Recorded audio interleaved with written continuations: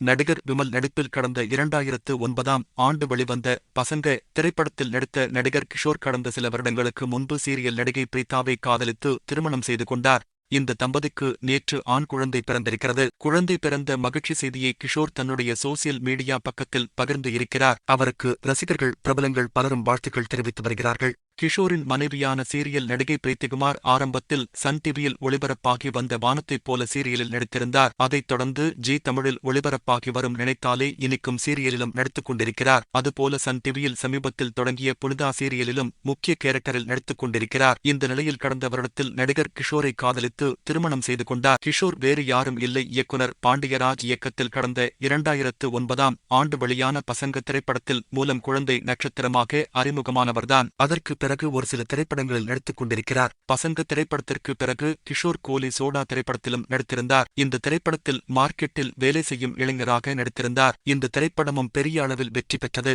அந்த திரைப்படத்திற்கு பிறகு நெடுஞ்சாலை, சகா, ஹவுஸ் ஓனர் என்ற திரைப்படங்களில் தொடர்ச்சியாக நடித்துக் கொண்டிருக்கிறார். இந்த நிலையில் கிஷோர் மற்றும் பிரீத்தி இருவரும் கடந்த 2023ஆம் ஆண்டில் தங்களுடைய காதலை திடீரென்று அறிவித்தனர். இது பெரிய அளவில் பேசப்பட்டது.